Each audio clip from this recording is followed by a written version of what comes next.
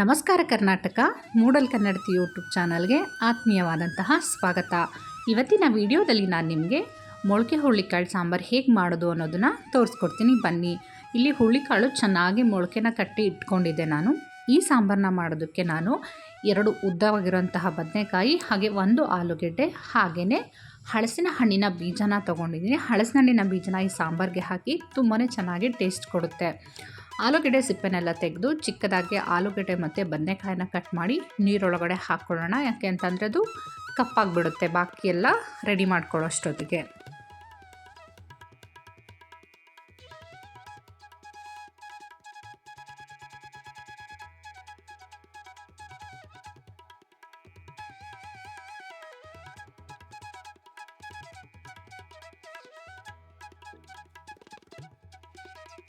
ತರಕಾರಿನೆಲ್ಲ cut ಮಾಡ್ಕೊಂಡಿದ್ದಾದಮೇಲೆ ಸಾಂಬಾರಿಗೆ ನಾವು ಮಸಾಲೆನ ರುಬ್ಕೊಳ್ಳೋಣ. ಒಂದು ಮಿಕ್ಸರ್ ಜಾರ್ನ ತೊಗೊಂಡು ಸ್ವಲ್ಪ ತೆಂಗಿನಕಾಯಿ, ಒಂದು 5ರಿಂದ 6 ಬೆಳ್ಳುಳ್ಳಿ, ಸ್ವಲ್ಪ ಹುಣಸೆ ಹಣ್ಣು, 1 ಕಟ್ ಮಾಡಿ ಇಟ್ಕೊಂಡಿರುವಂತಹ ಈರುಳ್ಳಿ, 1 ಟೇಬಲ್ ಸ್ಪೂನಷ್ಟು ಖಾರದ ಪುಡಿ, 1 ಟೇಬಲ್ ಸ್ಪೂನಷ್ಟು ಧನಿಯಾ ಪುಡಿ, ಹಾಗೆಯೇ ಕೊತ್ತಂಬರಿ ಸೊಪ್ಪು, ರುಬ್ಬೋದಕ್ಕೆ ಅಗತ್ಯವಿರುವಷ್ಟು ನೀರನ್ನು ಹಾಕ್ಕೊಂಡು ಇದನ್ನು ಚೆನ್ನಾಗಿ ನುಣ್ಣಗೆ ರುಬ್ಕೊಳ್ಳೋಣ.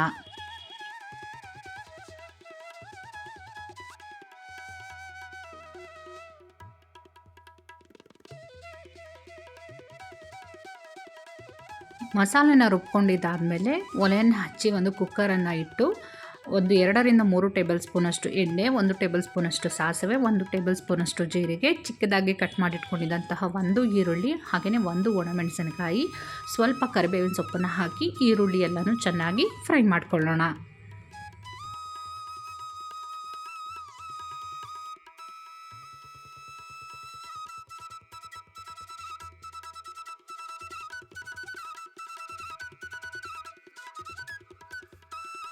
ಈರುಳ್ಳಿ ಸ್ವಲ್ಪ ಫ್ರೈ ಆದ ನಂತರ 1 ಟೊಮೊಟೊನ ಕಟ್ ಮಾಡಿ ಒಗ್ಗರಣೆಗೆ ಹಾಕ್ಕೊಳ್ಳಿ.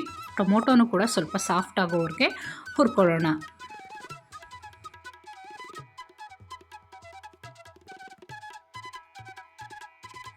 ನಂತರ ಕಟ್ ಮಾಡಿ ಇಟ್ಕೊಂಡಿದ್ದಂತಹ ಬದನೆಕಾಯಿ, ಆಲೂಗಡ್ಡೆ, ಹಾಗೆಯೇ ನಾವಿಟ್ಕೊಂಡಿದ್ದಂತಹ ಮೊಳಕೆ ಕಾಳನ್ನು ಕೂಡ ಈ ಕುಕ್ಕರ್ಗೆ ಸೇರಿಸಿ ಸ್ವಲ್ಪ ಫ್ರೈ ಮಾಡ್ಕೊಳ್ಳೋಣ, ಹಸಿ ವಾಸನೆ ಹೋಗೋ ಹಾಗೆ.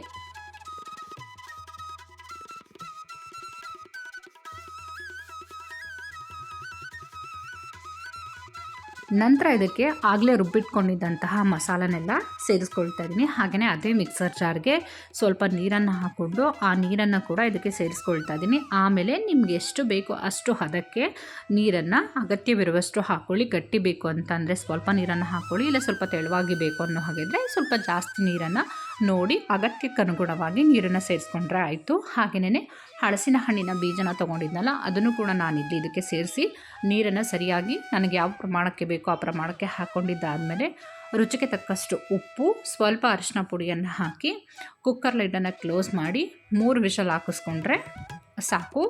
ಇದು ಚೆನ್ನಾಗಿ ಬೆಂದಿರುತ್ತೆ.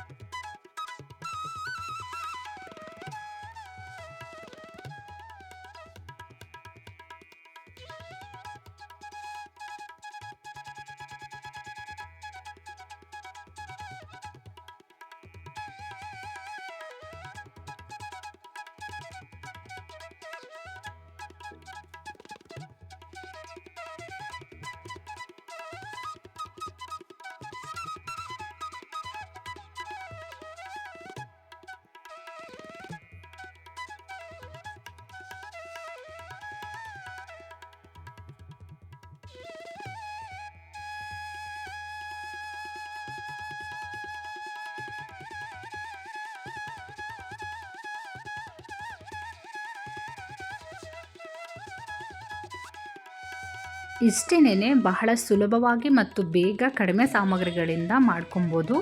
ಮುದ್ದೆ ಜೊತೆ ಅಥವಾ ಅನ್ನದ ಜೊತೆ ತಿನ್ನೋದಕ್ಕೆ ತುಂಬಾ ಚೆನ್ನಾಗಿರುತ್ತೆ. ಒಮ್ಮೆ ಟ್ರೈ ಮಾಡಿ ನೋಡಿ. ಹೋಪ್ ಇವತ್ತಿನ ಈ ವಿಡಿಯೋ ನಿಮ್ಮೆಲ್ಲರಿಗೂ ಇಷ್ಟ ಆಗಿದೆ ಅಂತ ಅಂದ್ಕೊತೀನಿ. ಇಷ್ಟ ಆಗಿದರೆ ಪ್ಲೀಸ್ ನನ್ನ ಚಾನಲ್ನ ಸಬ್ಸ್ಕ್ರೈಬ್ ಮಾಡ್ಕೊಳ್ಳಿ, ಹಾಗೆ ಲೈಕ್ ಮಾಡಿ ಮತ್ತು ಸಪೋರ್ಟ್ ಮಾಡಿ ಅಂತ ಕೇಳ್ಕೊತೀನಿ. ಯಾರೆಲ್ಲ ಈ ವಿಡಿಯೋನ ನೋಡಿದ್ರಿ ಮತ್ತೊಮ್ಮೆ ಎಲ್ರಿಗೂ ಕೂಡ ತುಂಬ ಹೃದಯದ ಧನ್ಯವಾದಗಳು.